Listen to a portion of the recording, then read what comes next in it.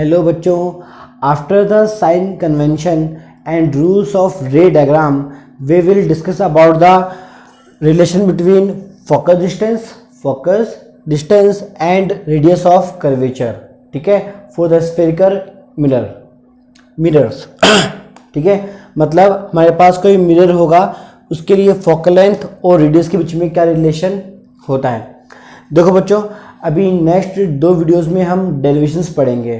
ठीक है, इन दोनों ही डेरिवेशन में होता क्या है, रे डायग्राम आता है। तो जो रे डायग्राम हम जो बनाएंगे वो आपको रट्टा नहीं मारना, रटना नहीं है किसी भी हाल में, बस चीज़ों को समझना है। जैसे मुझे F और R चाहिए, ठीक है, मतलब इसमें हम प्रूफ करेंगे बच्चों कि जो F होता है हमेशा क्या होता है, R/2 होता है। ये हम बाद में प्रूफ करेंगे लास्ट के अंदर।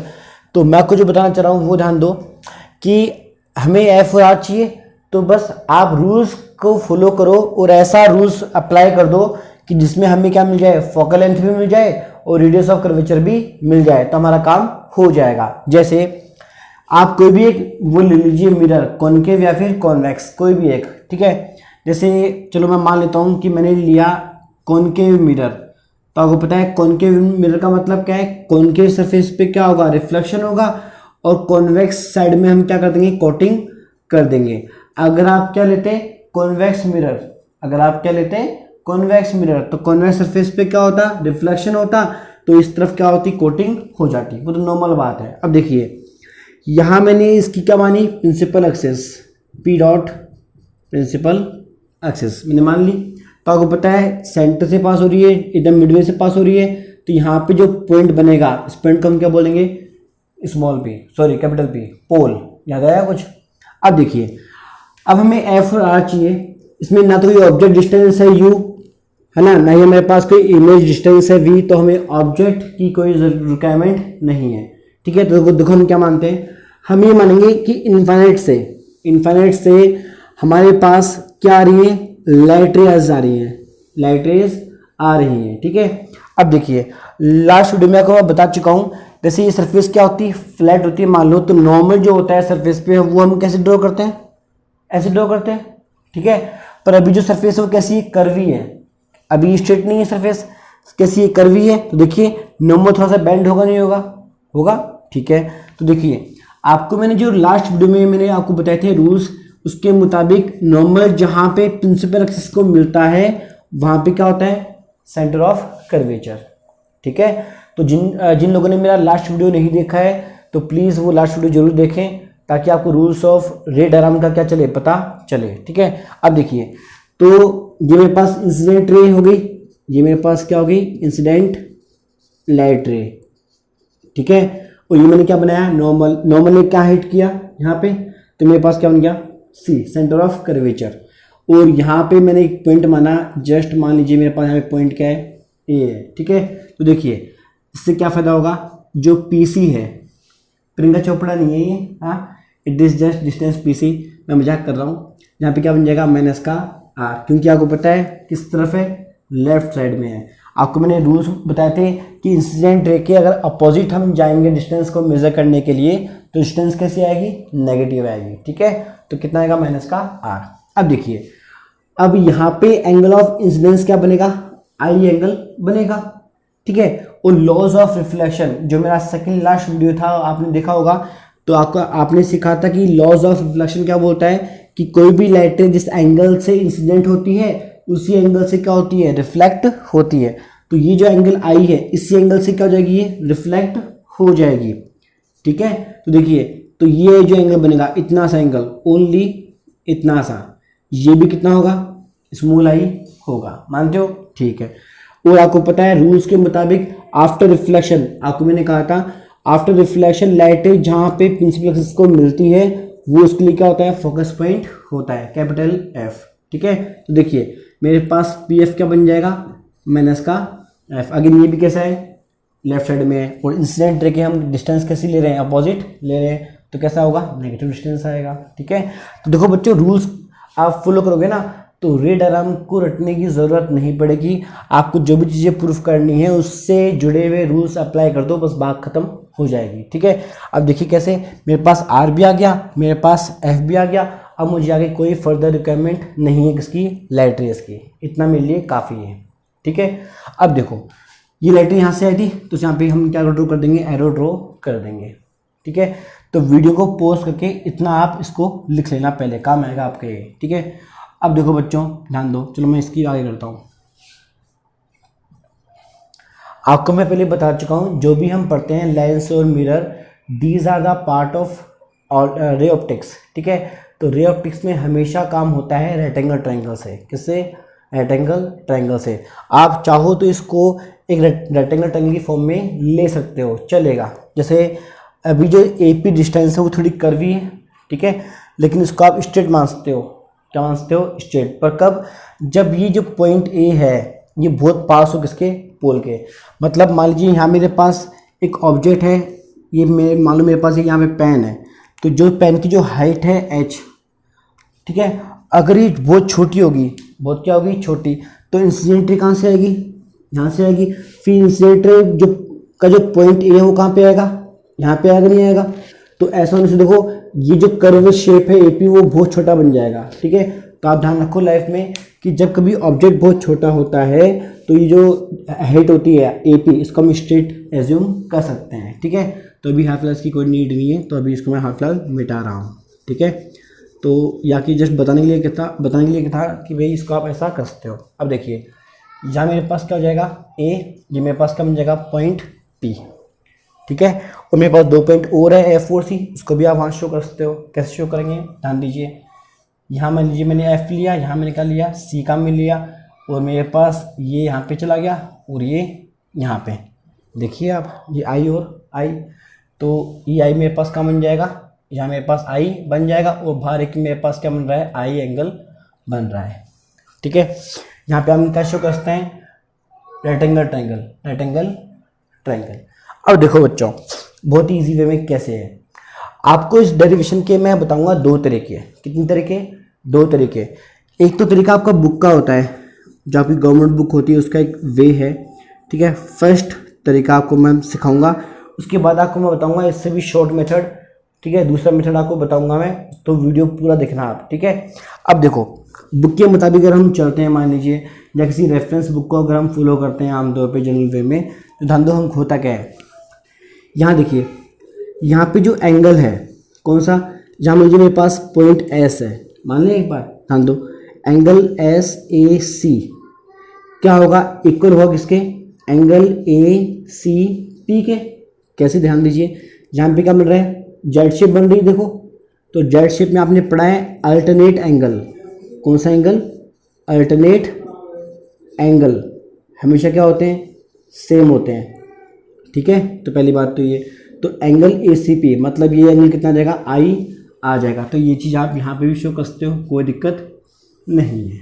ठीक है, अब देखो सेम टू सेम ध्यान दो, वहाँ 2 बार देखो, एक बार अगर हम ले SAF, देखो आप दिख रहे हैं एंगल हमने कौन सा लिया, SAF लिया, तो ये मेरे पास कितना हो जाएगा, 2I हो जाएगा। देखिए पूरा, और अगेन देखो, अगेन यहाँ पे क्या बन रही है, जेड शेप बन रही है, तो ये किसके एंगल के इक्वल हो जाएगा, AFP के। देखिए दोबारा, तो यहाँ पे मेरे पास ऑल ओवर कितना बन जाएगा, एंगल 2I बन जाएगा। देखो I + I 2I इस तरीके से। तो यहाँ पे इसको हम क्या शो कर सकते हैं, 2I भी हम शो कर सकते हैं, चलेगा। ठीक है, तो भूल मत जाना, ये मेरे पास क्या था, एंगल I था। चलो यहाँ तक तो हमने बात खत्म कर दी, इतना तो हमें आ गया। अब देखो आपकी बुक का मेथड कैसा बोलता है, ध्यान देना बच्चों। आपने थ्योरम पढ़ रखी है, मैथमेटिक्स में एक थ्योरम होती है कि किसी ट्रायंगल की अगर कोई भी 2 साइड्स क्या हो, इक्वल हो, तो उनके फ्रंट के एंगल भी क्या होते हैं, सेम होते हैं। जैसे मान लीजिए मेरे पास कोई ट्रायंगल है PQR, मान लें, और मैंने माना कि PQ जो डिस्टेंस है किसके इक्वल है, PR के इक्वल है। तो PR डिस्टेंस के सामने कौन सा एंगल है, ये वाला एंगल। PQ के सामने कौन सा एंगल है, ये वाला एंगल। तो दोनों एंगल कैसे रहेंगे, सेम रहेंगे। मानते हो, पक्का, ठीक है। तो बस इस थ्योरम को आप अप्लाई करो किसमें, इस ट्रायंगल में। दो कौन सा ट्रायंगल लोगे आप ट्रायंगल लोगे, ध्यान दो कौन सा, ACF। दो कैसे, जहाँ पे क्या बन रहा है I, और जहाँ भी क्या बन रहा है I। देखो 2 एंगल सेम आ रहे हैं, इसका मतलब क्या है, इनके फ्रंट की साइड का जो लेंथ होगा वो क्या होगा, सेम होगा। तो तो इस आई के सामने कौन सी लेंथ है, सी एफ है। By geometry rule, by geometry मान लो, चलो आप बाय ज्योमेट्री, ठीक है। जो मेरे पास साइड होगी सी एफ, सी एफ सामने किसके है, इसके है। और ये भी मेरे पास जो एंगल आई है इस सामने कौन सा है, ए एफ है। तो सी एफ इक्वल टू में क्या हो जाएगा, ए एफ हो जाएगा, ठीक है। किस थ्योरम से पता लग गया, बाय थ्योरम ऑफ एंगल से, ठीक है। तो ये आप भूल मत जाना, इसको ड्रॉ कर लेना रफ कॉपी के अंदर आप, ठीक है, हल्का सा हिंट के लिए, मतलब समझने के लिए, ठीक है। तो भूल मत जाना, by geometry rule C F equal to कितना होता है, ए एफ। पहली बात तो ये हमारे पास एक बहुत ही इंपॉर्टेंट पॉइंट आ गया। अब देखो बच्चों दूसरा पॉइंट क्या होता है, ध्यान देना, बड़े ही ध्यान सुनना मेरी बात, ठीक है, ध्यान दो। इसके लिए मैं थोड़ी जगह बनाना चाहूँगा, एक बार मैं इनको एक बार यहाँ पे लिख रहा हूँ, ठीक है। मतलब पी सी जो है मेरे पास कितना है, माइनस का आर है। वो जो पी एफ है वो मान लो मेरे पास कितना है, माइनस का एफ है, ठीक है। इसको मैं यहाँ पे मिटा रहा हूँ, इसको भी। अब ध्यान सुनना मेरी बात, ठीक है, ध्यान दो।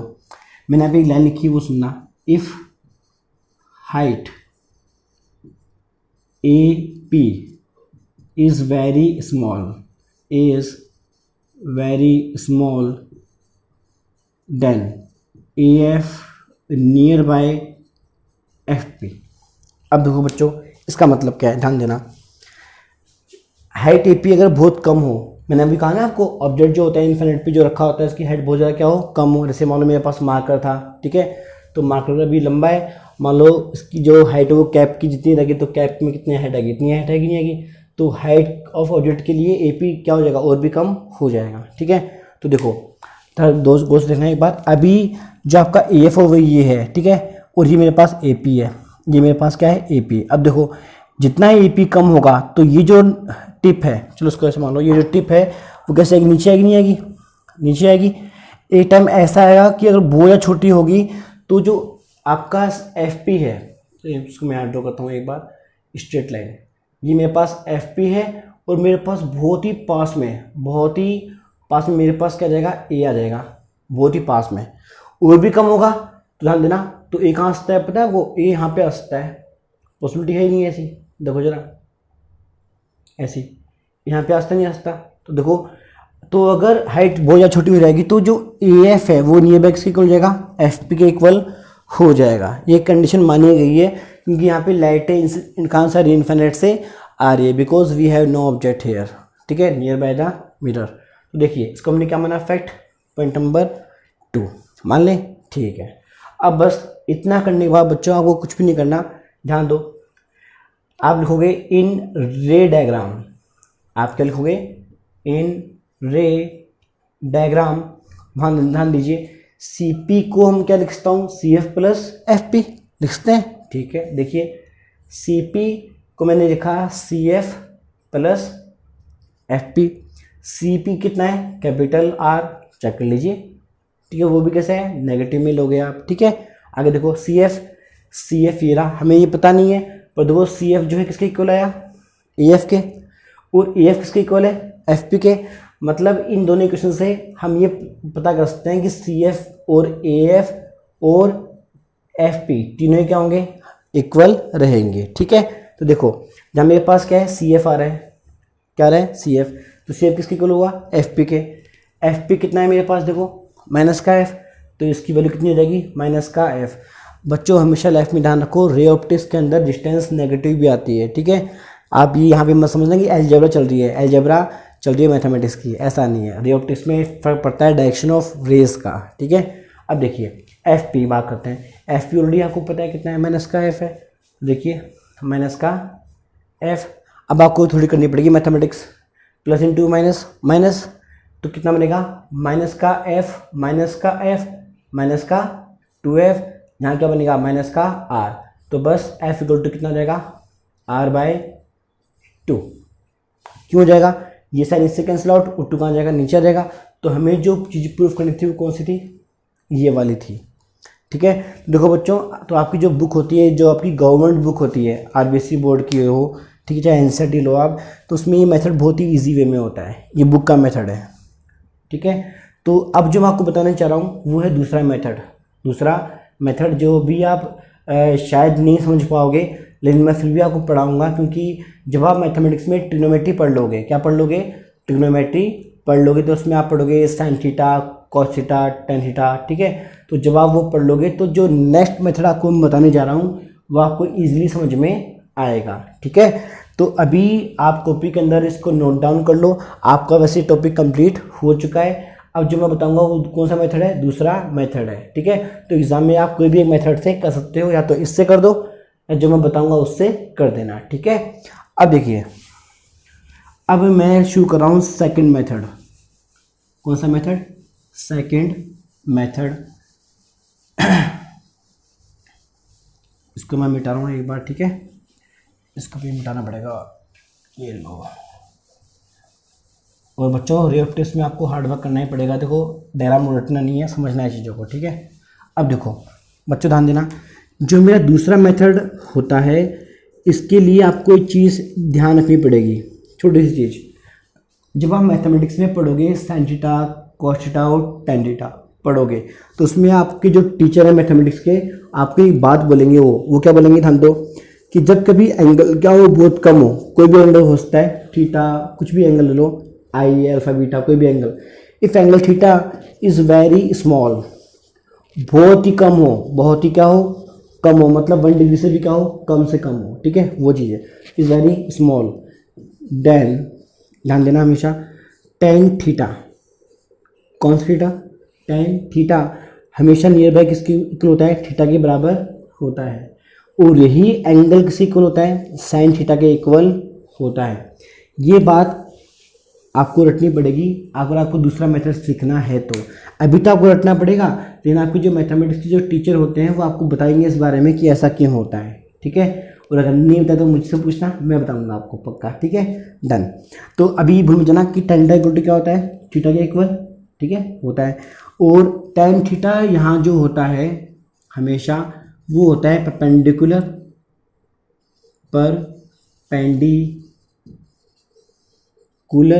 अपॉन में क्या, बेस। ये ध्यान रखो आप, ठीक है। बस ये दो फॉर्मूले अगर आपको दिमाग में घुस गए ना आपके, तो जो दूसरा मेथड आपको बताने जा रहा हूँ वो चुटकियों में हो जाएगा, 2 मिनट में, ज़्यादा बड़ा है ही नहीं, बिल्कुल भी बहुत ही छोटा है, ठीक है। अब ध्यान दो, देखो बच्चों मैंने ये क्या बनाया था, साइड डायग्राम, ये इसके लिए अंदर हेल्प करता है। ये डायग्राम इसके अंदर क्या करेगा, आपकी हेल्प करेगा। देखो कैसे, इन ट्रायंगल मैंने लिया APF, क्या लिया, APF।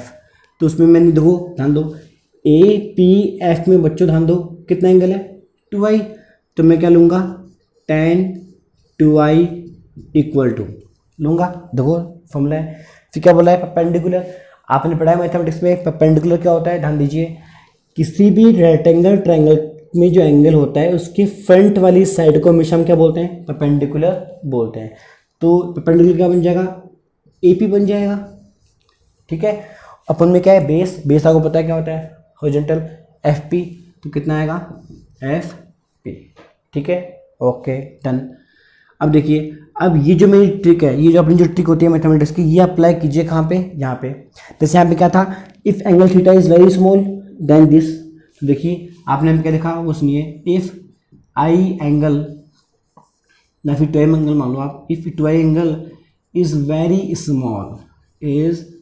वेरी स्मॉल देन, देखो tan थीटा क्या बन गया था, ओनली एंगल के बराबर। तो देखो tan 2i किसके इक्वल बन जाएगा, ओनली 2i के इक्वल बनेगा। तो देखो 2i इक्वल टू कितना बन जाएगा, AP अपॉन में FP, इक्वेशन नंबर फर्स्ट, ठीक है।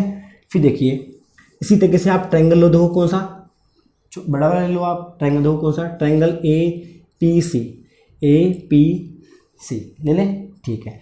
अब देखिए इस ट्रायंगल में कौन सा एंगल बन रहा है, I, तो आपने क्या लिया, tan I, क्या बनेगा, परपेंडिकुलर अपॉन में बेस, ठीक है, परपेंडिकुलर देखो कौन सा होता है, मैंने अभी क्या कहा था, एंगल के सामने वाली साइड को हम क्या बोलते हैं, परपेंडिकुलर बोलते हैं, ठीक है। देखो एंगल ये रहा, सामने कौन सा साइड है, अगेन AP है, तो परपेंडिकुलर क्या बन जाएगा, AP बन जाएगा। बेस अगेन कैसा होता है, फ्लैट, तो फ्लैट क्या है, CP है, किसमें, इसमें, तो क्या बनेगा, CP। यहाँ कितना एंगल आ जाएगा, I, देखो सेम इसी ट्रिक से, सेम इसी ट्रिक से, ठीक है। तो मेरे पास आई कितना हो जाएगा, ए पी, और मेरे पास क्या बन जाएगा, A P by C P. अब देखो बच्चों कुछ भी नहीं करना, छोटी सी बात आप ध्यान रखो, बस इन दोनों ही इक्वेशन को आपको बस इक्वल करना है। अब क्या करना है, इक्वल करना है। देखो कैसे, ध्यान दो। इक्वेशन नंबर 1 दो आपको क्या दे रही है, 2i दे रही है। इक्वेशन नंबर आपको क्या दे रही है, इक्वेशन नंबर 2 क्या दे रही है आपको, ओनली आई की वैल्यू। तो ऐसा कर लो आप, आई की वैल्यू को उठा लो, कहाँ रख दो, इक्वेशन नंबर 1 में रख दो, काम हो जाएगा, ठीक है। तो देखो कैसे लिखोगे, ध्यान देना। आप लिखोगे पुटिंग इक्वेशन 2 इन इक्वेशन 1, ठीक है। ध्यान दो क्या आएगा, 2 तो यहाँ पे आएगा, आई में कितना रख दोगे आप, ए पी, यहाँ पे क्या बन जाएगा, सी पी इक्वल टू में यहाँ पे मेरे पास क्या बनेगा, ए पी, यहाँ मेरे पास क्या आएगा, एफ पी, ठीक है। अब देखो आप ए पी से ए पी क्या हुआ, कैंसिल आउट। तो देखो क्या बनेगा, नीचे 2 अपॉन में क्या, सी पी, यहाँ मेरे पास क्या बनेगा, एफ पी, ठीक है। अब देखो आप 2 यहाँ पे है, ये सी पी देखो क्या था, माइनस का आर, तो कितना आएगा, माइनस का आर।